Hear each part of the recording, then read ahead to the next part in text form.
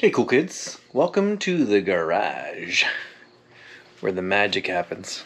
We're going to be working on the Atom 80. It is well past its 100 hour and I'm starting to notice a sound from the engine. It could be my mind playing tricks on me, I don't know, but we're going to do the 100 hour, most of it anyway. I couldn't get the 100 hour maintenance kit. It seems to be sold out everywhere, and it is summertime, and I guess Vitarazi doesn't work in the summer, so they're on holidays.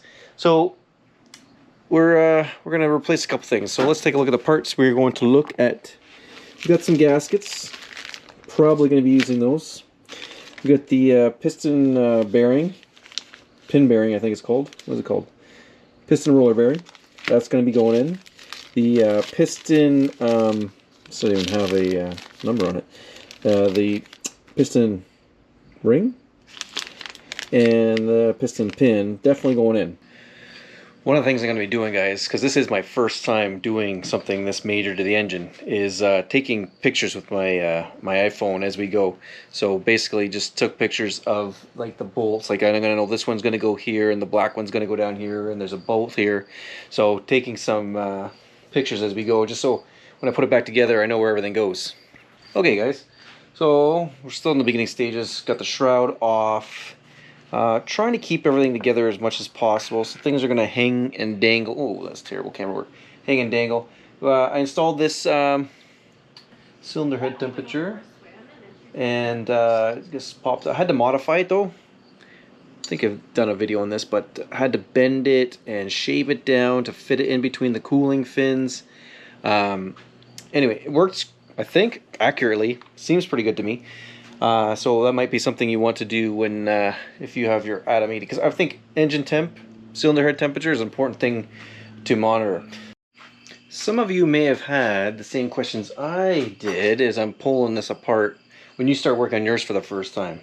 So let's just take a quick look here at the exhaust. So I undid these outer bolts, didn't bother touching these, wasn't sure whether I should do these ones or the bolts that hold here and there's a spring in between. Thought maybe if I undid the spring would shoot it up, but no, there's no tension once you get to the end. And then there's like a rubber seal in here. So I undid these bolts, pulled out the exhaust this direction, and then worked it back and forth, because I couldn't just pull it out, it wouldn't come out. So wiggled it back and forth, and it eventually did come out that way from here. So moving the whole exhaust, it's kind of swinging within the room that I did have, and popped right off, because we're gonna have to do that in order to get this head off. So that's the next step, and there be the exhaust. So see there's kind of like little marks here from the rubber seal that was keeping it on. Anyway, and those were the bolts go right there. Alright, check back with you guys in a minute. Alright, cylinder head bolts are out. And word to the wise, when you're pulling them off, take them off one at a time and put them somewhere. So I was trying to hold one while at the same time grab another one, and it ended up somewhere down in there inside the cooling shroud. So gotta figure out, I'm gonna have to tip this whole thing over. Not gonna be fun, but not a big issue, I guess. Maybe it'll be easier with the cylinder head off. Anyway, bolt off, put aside, then go to the next bolt. Word to the wise, hint of the day, tip of the day. Alright, the cylinder head is off, and can tell by looking at things that it's a little bit rich. It's got some carbon buildup in there. The piston has some carbon on it, which is weird because my spark plug looks like it indicates that it has it's running rich. I mean, sorry, lean. It's got a little bit of white. So interesting that that it's so dark. Now I've got to figure out how to get all this carbon off. That's the key. So let's get it out of there first before we start cleaning and picking at it, so we don't get anything in the engine. And we'll check back in with you after that happens. Alright, piston pin is out.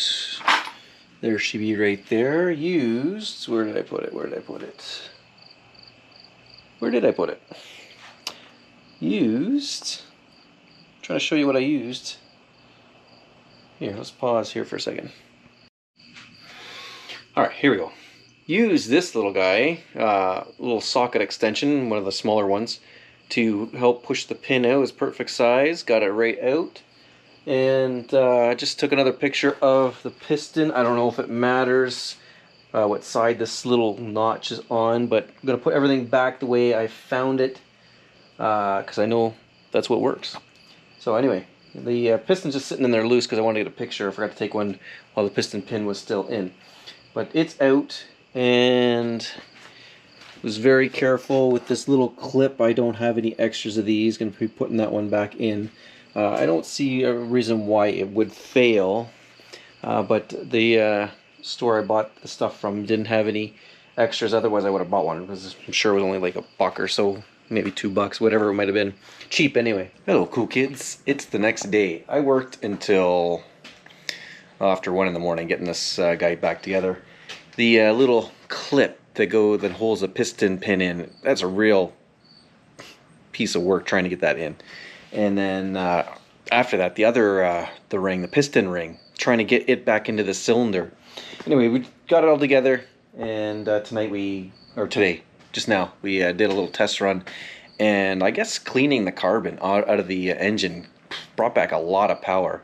On the ground, I was seeing between 92 and 9300 RPM. Well, we would just gain another few hundred RPM. We got up to 96. Just a quick test, just to also it could be the new piston ring too, bringing back some compression. So either way, the cylinder is nice and clean, and we got a fresh new piston ring to bring up that compression. So we got some extra power, which should help us with our climbs, which I thought was lagging lately, but I thought it might have been my imagination. Anyway, definitely worth doing your 100-hour maintenance, guys. Don't cheap out, even if not for safety, just for that performance factor and keeping the engine running a little bit longer. So everything's back together, looks great, nice and clean. A little concerned, doing this work on something that keeps me in the air. Obviously, it's not really a safety issue, because the engine's just to get you up. The wing is what really keeps you safe, and obviously we don't work on those too much. So yeah, it's all back together, runs great. Just gonna double check everything. I gotta check to see if we need to do a break-in period, because we put a new piston ring in there. So we'll see. Anyway, that's it, guys. I know I couldn't show you too much, but all done. Changed the bearing, changed the piston pin, and changed the piston ring. And we'll probably do the gear oil as well. We have that. New gaskets. Not that affects very much, but I guess when you take something apart, you should really replace the gasket. And yeah. Anyway, guys, hope you enjoyed. Thumbs up if you did. Subscribe if you want to follow along. And we'll see you in the next one. Peace and safe flying.